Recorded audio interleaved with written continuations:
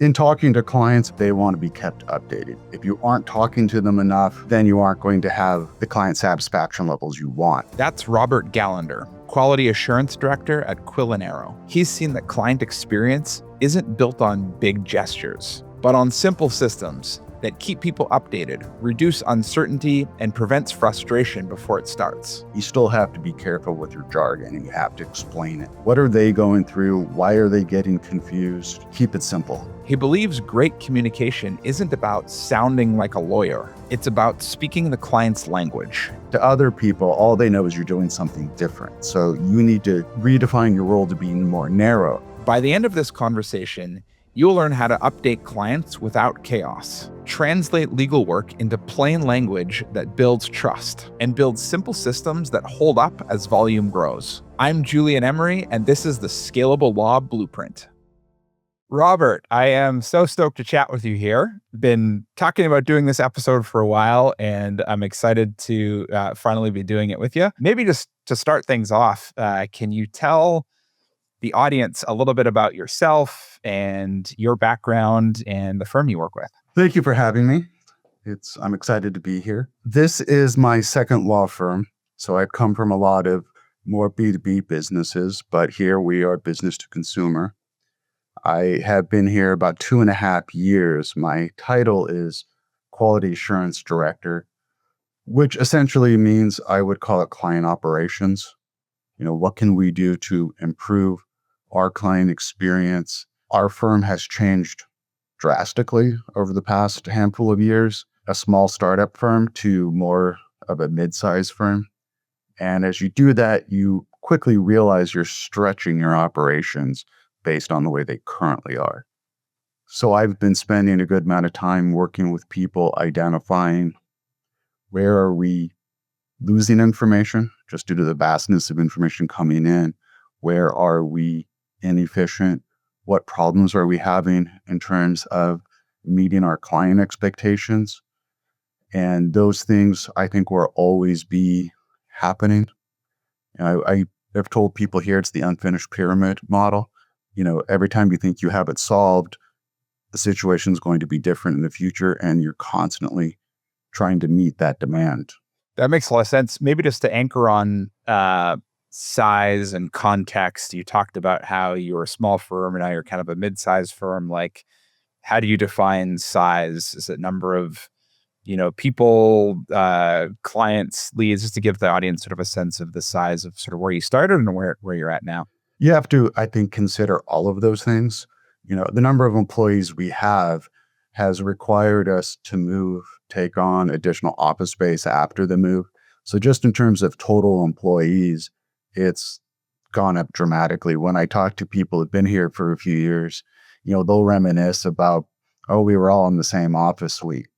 And, now you'll be walking outside and you'll see people with a Quill Arrow sweatshirt, and you're like, I don't think I've met that person, but hey, we work at the same firm. I think that's a sign of growth. Also, the number of attorneys that we keep adding on. Also, just the sheer number of case volume coming into the firm, going through litigation, being settled. We have really set ourselves apart in terms of lemon law here in California. It's a niche form of practice, but it has definitely gotten bigger, and we have a very important role in that, leading it. That makes sense. So you guys are like in the hundreds of people roughly at this point? Yeah, that's right. Yeah. When you joined, was it like in the sort of like 10s to 20s, or was it at like the, it was less than 100 growth? That much I could remember. Even then we were in a different suite, so I didn't get a full sense of everyone, but there is a lot more people now. And so you mentioned, and you and I have talked about this in the past too, you talked about your involvement in the customer experience and working on making that the best experience possible. Like, I guess, how do you think about customer experience? Like, how do you define that first off? Because I know people define it differently. And like, what are you looking for in terms of like a high quality customer experience? In talking to clients and also reading their feedback, there's certain things that they're demanding. One would be they want to be kept updated. If you can do that keeping them updated, that's important. If you aren't talking to them enough, then you aren't going to have the client satisfaction levels you want. The other thing is most of our clients have never been through litigation before. They're learning as you go. And if you speak to them as if they're attorneys, you're just going to frustrate them because they don't know what this court event is. They hear something that's very routine to us, but it's the first time they've heard it. So you're also consulting with them. You're setting their expectations so they have a reasonable amount of knowledge of what to expect in terms of timeline, what will the outcome look like, how do we get there. Sometimes clients are asking for information, or not information, they're asking for demands that aren't within this law. They hear certain terms from other laws and say, well, I want that. And it's like, we can't ask for it. I understand why you do it, but it's a different form of law you're talking about, and it's not applicable here. So you have to have a lot of patience. In terms of me, if the clients are happy, the client satisfaction is there, then our client experience. I look at it as efficiency is important. The longer we take, the more frustrating for them. You need to keep them updated, whether it's a human touch or more of an automated touch. As long as they're getting updated, they're happy. And if they understand what everything is going, those are the things that I'm aiming for, those 3 points. You talk about transparency, keeping people updated. I think of like when Uber came in and, turned taxis into an Uber, just the fact that you kind of knew where the vehicle was, you knew when it was coming, like that alone, people were like, oh, I have some transparency in what's happening. So imagine that's kind of what you're talking about. Why is it that so many law firms, lawyers, people who work in our industry, we kind of have this assumption, it seems to me from the outside looking in, that people understand the law, nearly as much as we do. And like the communication with people, there's always this assumption of like, you should know what to expect, or you should know what this word means. Like, I guess, how do you sort of shift culture or communication style to make sure you're kind of meeting the customer where they're at? You mentioned like, using the right words or make sure they understand what's going on. Like, how do you think about implementing that in a firm? Yeah, that's always going to be a challenge because you get so used to the jargon. Even a non-attorney like myself, you get used to certain jargon. I remember at my previous firm, I was going to send a communication to clients, and one of the partners looked it over, and the partner made some edits. And I said, our clients aren't going to understand this word. I understand it because I work here, so I have the context, but they don't. And this particular attorney couldn't see things outside of being an attorney. And it's a matter of, I think it's a little bit easier for us non-attorneys because you could say, I know that because I work here, but you still have to be careful with your jargon and you have to explain it. I think you really have to put yourself in the client's shoes. What are they going through? Why are they getting confused? And if you could always see things through their eyes, you're going to be better off. Keep it simple. That is even sometimes when I'll try to put together an email, I look at it, I'm like, this is way too complicated. I wouldn't understand it if I was them. So how do I keep things very simple, direct to the point, avoid $10 words, just try to be as simple as possible and try to anticipate some of it's from experiences. What are they going to think when they read this? If we have our first routine hearing, the clients hear the word hearing and they think there's a judge in a robe in a court and things are going to get settled. And it's like, no, it's just the judge going over some things, maybe even over Zoom. You don't know, just to make sure things are happening on time. And so now I've just gotten the habit of telling them there's not going to be a breakthrough here. It's just a routine event. Let's get ahead of the question. That makes so much sense. Yeah, and I could see the edit right from the attorney. I don't think this is just attorney, but in a lot of professions, right? That edit might be like, hey, this is a more accurate way of saying it. But just because it's more accurate doesn't mean the other person understands it. Yeah, so if they don't understand it, then being accurate isn't the point. I'm not talking to another attorney. I'm talking to a lay audience who just needs to get the gist of it. Then they'll say, oh, okay, I got it. They're not trying the cases. They're not litigating the cases. They need to just understand what they need to understand. I'm curious to get your thoughts on like scaling customer experiences. So you've talked about going from, a smaller firm to a large firm. You guys are processing a lot of cases. You're working with a lot of customers. How do you think about the balance between, efficiency and automations and trying to sort of eke out gains and become more efficient as a firm, but balancing that with maintaining or even make an even greater customer experience. Because sometimes those things can be at odds with each other. I'm just curious how you think about balancing that or making sure as you add more efficiency, you're still having that great customer experience. I think they're complementary because clients demand efficiency. So if it takes us longer to do even the simplest things, for example, we need client documents. If they send it to us, but we're inefficient in processing it, we're taking longer, they get frustrated. They'll call and say, "Did you get the documents?" You don't want to say, "I don't know, let me check." You want to be able to do that efficiently. So you could say, "We have it." If it's missing something, you could communicate what you're missing. If it's everything you need, you could say, "This is great. We'll now have these analyzed." The other thing is when you're a very small firm, you could remember a heck of a lot. And as you have more and more cases, you aren't remembering things. And efficiency is also accuracy. Is the information being accurately logged? So when you look at it in the future, you know exactly what happened. You don't have to memorize the stuff.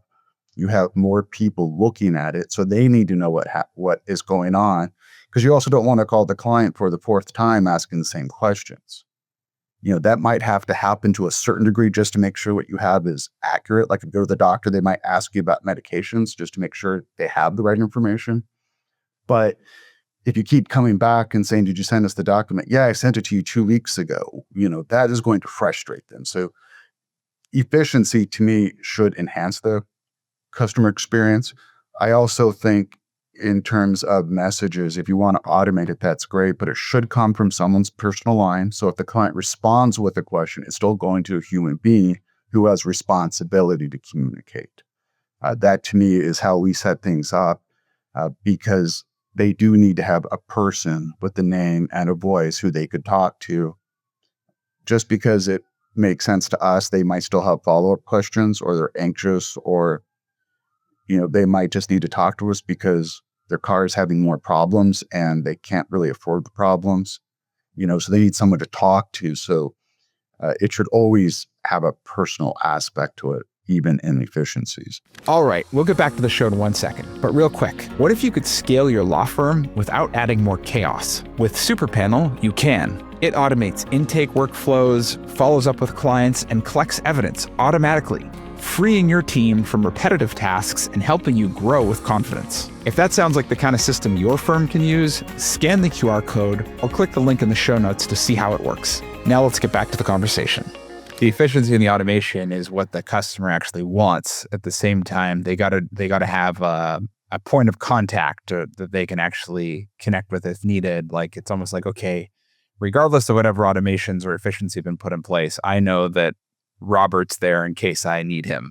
And that is important to a lot of people. They can call and say, "Look, I need to follow up from our previous conversation."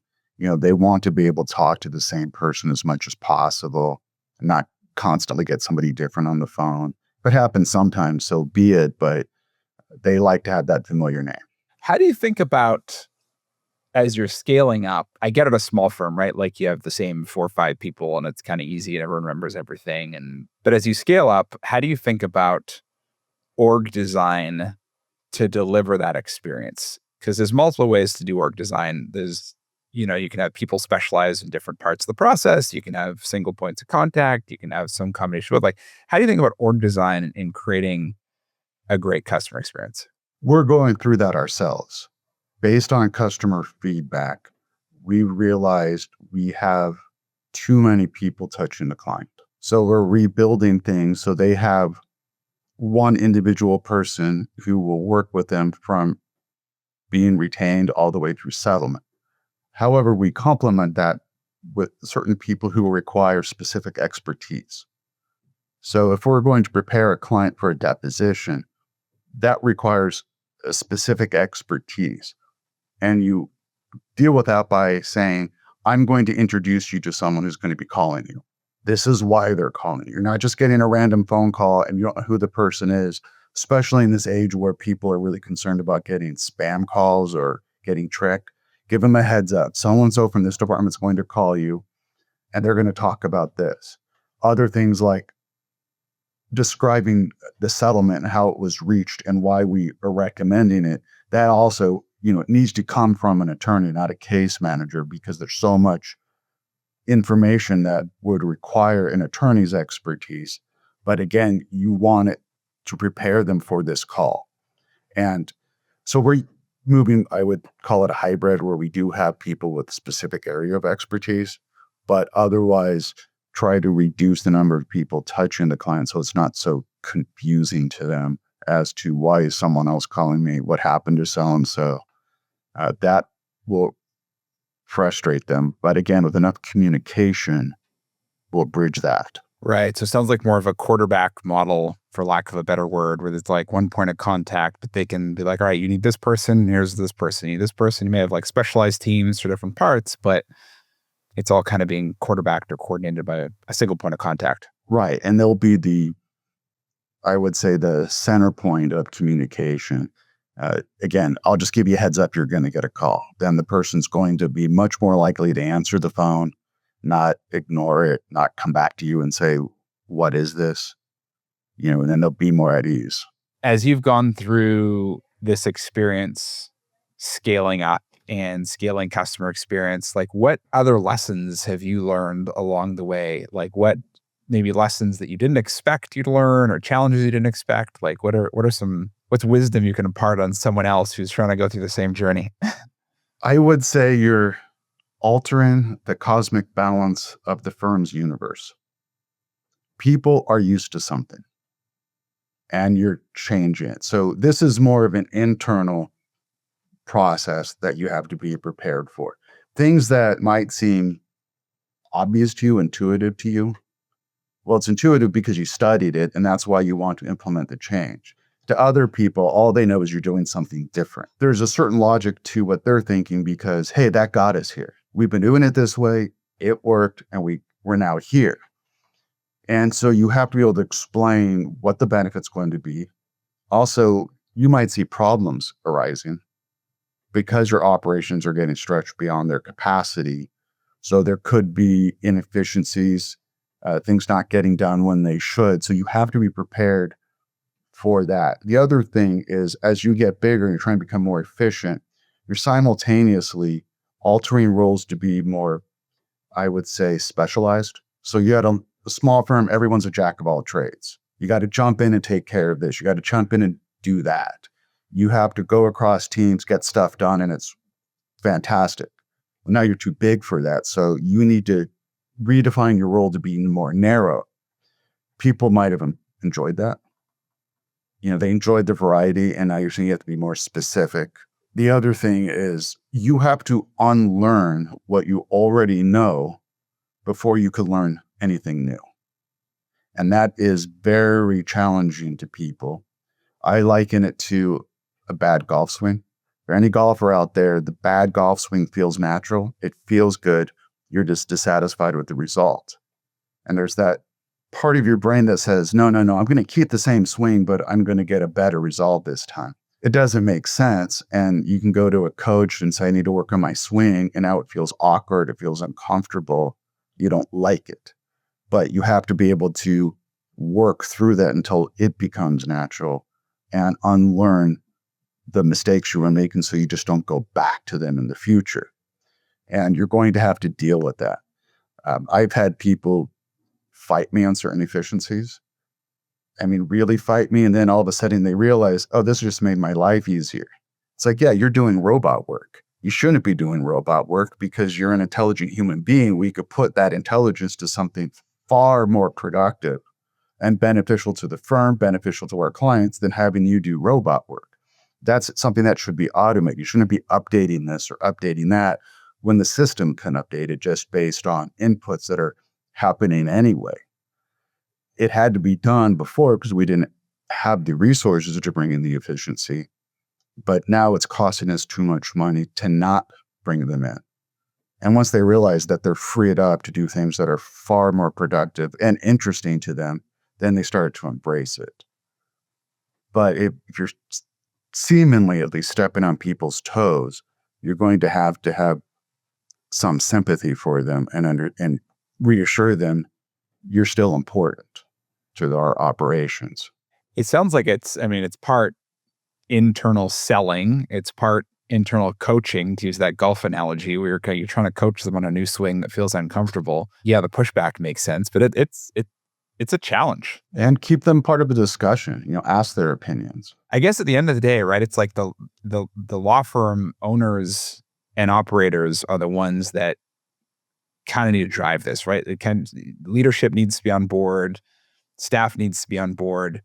Is there any difference that you've observed from law firm to law firm, maybe at like the leadership level, the owners, the operators, between the ones that are able to scale and the ones that aren't able to scale, like personality-wise, tendency-wise, mindset, attitude? Just curious, like what are the differences between, why do some firms scale and some firms not? The big thing is, are you going to empower people to do the jobs you hired them to do?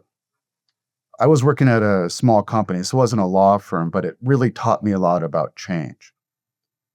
The owner wanted you to do things and then would overrule you. And so you found yourself, one, trying to, I'm not going to do this the best of my ability. I'm going to try to do this to get this passed. And those are not completely different, but they're not completely the same. I'm trying to anticipate how would he have done this. That wasn't great.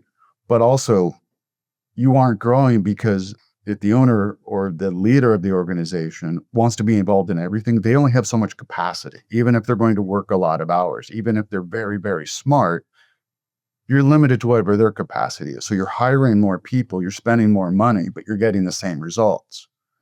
And if they can't let go, what I would tell it to any leader is, one, make it a place where people can make mistakes. I'm not talking about catastrophic mistakes, but if they feel that any mistake is unforgivable, then you're really hamstringing them. They're going to have to learn a couple of lessons the hard way. And as long as they're applying those lessons going forward, then the organization will be better. Understand that they might do things differently, but does it work? Another analogy, I'll go back to sports, is in baseball, a ball that barely clears the fence is a home run. If you hit the ball out of the stadium, it's a home run. They count the same. There is no difference in terms of the result. So yeah, maybe you as the leader, as the owner, could hit the ball out of the stadium, but that's not really helping the organization, because all you need to do is get it over the fence, you score, you achieved what you needed to do with this particular assignment. So let them do that. Obviously, you want to have standards that you expect to be met. And if you communicate that clearly, it shouldn't be a problem. But if you're going to keep overruling people, then they'll never grow, and you'll always need to be a part of it. Yeah, it's this process of giving up control. I feel like this exists in every company. If I'm at a law firm right now and I'm observing this, and maybe the owner or the partner is exhibiting this behavior, like any advice for me and how I could communicate with that person or help get that changed if we want to scale up? Like how do you turn that ship if you're in a firm trying to do that? You want to consider what you know about this person. How does this person communicate? If it's their firm, it's personal to them, right? If you're talking to the partner, a founding partner, it's going to be very personal to them. So keep that in mind. I find it better just to talk privately and give them direct feedback and, let them know why I'm frustrated and where I think this is causing problems. If they want something different from me than I'm doing, then I need you to be more explicit or give me more direction, so it's not a misunderstanding that's having me try to do one thing and you're trying to do another. If we're not aligned, let's get aligned. The other thing I would tell any leader is, if you do not want to give up control, that's okay, but don't try to grow beyond what you can manage. You might have to say, okay, this is what I want, and this is the size of the firm I want. That's okay. But if you want to keep growing, you're going to have to go through the lesson of saying this is awkward to let go. But that's one of the lessons you have to learn. And if the person is achieving results, then give them more autonomy. If they aren't, give them more direction. But you also have to ask what it is you want to do. A lot of partners, what they really want to do is be an attorney. They don't necessarily want to handle the operation side of things because that's not why they went to law school. So in that sense, hopefully they don't have too much issues, giving away some control. And then constant communication. If it means let's meet once a week, let's go over everything. If you're not happy, let's talk about it. But the good leaders will start to recognize this person has it, and then that frees you up to do the things you really want to do, or will have a bigger impact on the firm's bottom line. That is litigating cases effectively. Do you think there's a similar, I'm just curious, because you talked about automations, is there a fear for some leaders also in giving up control to automations? Like there's certain things where it's like, oh, people always did this, but we can automate this. Do you think there's a same level of fear of like, I'm giving up control to a machine to do this like absolutely 2 or 3 tasks? To a certain degree, I think it's healthy. You can't just give it to the machines and say, I'm never going to look at it again. You do want to make sure that it's set up correctly, because the machine's only going to do what you tell it to do. And if you have a mistake, well, then you're going to get mistakes. What I would remind anyone is humans make mistakes. Okay, I find things that were done by humans that were missed. I mean, it's human. The person doesn't catch everything. Again, the more information you have flowing, the greater the likelihood. Automation, if it's set up correctly, should reduce errors. I'm not going to promise you it'll eliminate anything, because there's always those edge cases that seem to get by. Keep an eye on it. Make sure you aren't going too fast with it. If it starts to see problems that you didn't anticipate, you could fix it before the next layer. But it should improve accuracy. It should improve the information that's readily available. And it should reduce labor. It is true. Like humans make mistakes too. And there's usually this double standard that I see sometimes with automations. And it's like, yes, the automations can help eliminate error, maybe not 100%, but like the expectation is like, oh, the automation is going to be a 0% error rate. Meanwhile, you're putting up with a 30% human error rate. And it's like, well, what if we get it to an 8% error rate? Isn't that a huge improvement? Like that's it's not going to make errors, but yeah, because a lot of the automation I've done is there's this case you just didn't anticipate. And I'm like, well, okay, how do we handle that? So you're going to have errors, but you just have to be prepared to make changes. And you're right, if we're making fewer errors, then we're ahead of the game.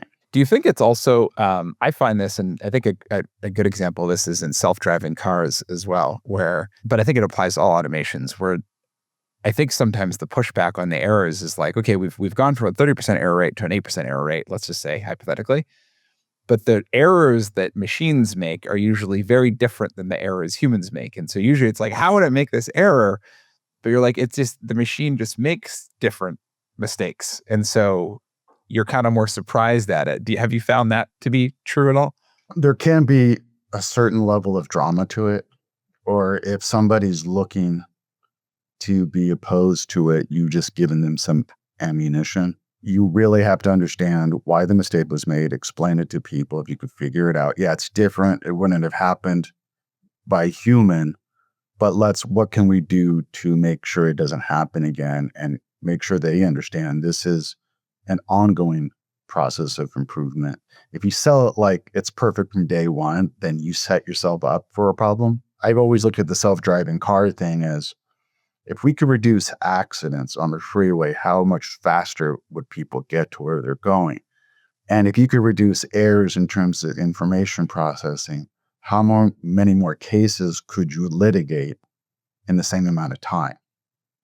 And yes, you're going to have some bumps in the road, but if you're doing more and you're getting better outcomes, that's the thing to concentrate on. It's like if you have a manufacturing facility, you don't want to count each machine. You want to count what you're producing at the end. The only way to do that is to improve the efficiency of each machine. But if you're getting more at the end, don't worry if one machine isn't fully maximized, because at the end of the day, you're producing more. Focus on the North Star that you're going for versus like the individual input components. Yeah. I guess building on that a little bit, thinking about automations and legal services and, AI capabilities and all this kind of stuff. If you look at it from the consumer perspective, I'm curious what you think about just the way consumers are increasingly using tools like ChatGPT or Anthropic and these more kind of self-serve tools. And I guess, do you think that's changing how they expect to interact with service providers in general, but law firms specifically? Like, is there a changing expectation in your mind? I think the way it is today will be different in the future. Right now, if you Google something, you get the AI synopsis at the top. And I could tell that some people are quoting that to me because they'll say things that aren't true. Lemon Law, if you're not familiar with it, is very state specific. So if your AI is bringing in California law plus law from outside of California, people will see the AI, they'll start quoting it, and it's like, no, that's not accurate. That's not the way it works. Or, yeah, we could demand that if you want us to, but like I had a person saying, well, I read online that you could have all your car payments suspended during litigation. It's like, that's not going to happen. So it's creating a problem because they think you could do something that just isn't going to happen. In the future, as we have less hallucinations in AI, it will probably help them have better information and be more prepared for what litigation is like. But today it's, people will Google a symptom and diagnose themselves with some horrible disease. And doctors like, don't do that. Just come talk to me and I'll tell you. That's my initial thought, but I do think it's going to get better. The other thing is I think people are going to become accustomed to things being almost perfectly efficient. If I'm writing something and I don't like the way I wrote it, I could have AI rephrase it and go, oh, that's better. Great. I'm done. I don't have to spend all the time doing that. But as we get better, I'm hoping it'll be more of an asset. I think it will be, but it's still early phases. So what I would expect is clients are going to demand greater efficiency, more instant answers. I guess along those lines, like, what do you think the next, 2 to 5 years looks like from a client journey perspective, from the very first touch point through to settled case? Like, when you look at your crystal ball, what are you seeing? I think right now, every firm is looking at their situation and designing a client experience based on the feedback you're getting. I think as time goes by with more AI, more efficiencies, the clients themselves would be dictating it, and it'll be much more personalized. If you like talking to people, you'll get on the phone or ask for a call, schedule the call. If you're someone who just wants to look at an app and say, okay, I have what I need, then that's what you're going to do. So I think in that sense, it'll be much more personalized because the clients will be empowered to personalize it themselves. They could ask questions through an app, through a text message, through an email, if that's easier for them. I do know it has to be inconvenient for many of our clients to get on the phone with us because, their business hours are our business hours. But some people do want to have that phone call. As I think people become more and more accustomed to digital communication, that's probably going to be more dominant. But as long as the information is readily available to them, I think more clients are going to go that direction. I like the idea of the personalized path, right? Like, because you're never going to get 100% of people doing one path, right? It's just like, hey, if you want fully automated self-serve digital, great, you have it. If you want to get on the phone and chat with someone, great, have that. Like, you can choose your own adventure, so to speak. I guess maybe to sort of end things off, and I could talk to you for a long time about this, but I'm mindful of time and your time. We don't have to, I'll keep it on this podcast for hours if it was my choice. But as you sit there in your seat, scaling a firm, thinking about client experience, thinking about, law firm operations in general, what are the biggest opportunities you see today for law firms over the coming, 1 to 4 years? I think any firm that could see beyond the current paradigms. One of the big challenges you have is you see the world models based on what you already know. And that becomes like the only option. I heard a comedian recently talking about how even when we're putting people on the moon, they still carry their suitcases. Because no one saw beyond holding the suitcase a particular way. All it took is someone to go hold it. If you reorient the suitcase, suddenly you could roll it much easier. Still the same design. They still look alike other than you're holding it differently. Someone was able to avoid looking at it under the old model, and just a slight reorientation changed everything. That's the challenge. How can you create a new model for the future, but not based on what you currently know? Any firm that could do that, I think, will be ahead of the game. It's very difficult to do, and some people might go down some wrong paths along the way. But as you could rebuild things and say, how do I get the client the information they need the way they want it individually, in the time they want it individually, and be able to answer their question to their satisfaction, including even why is it taking as long as it takes?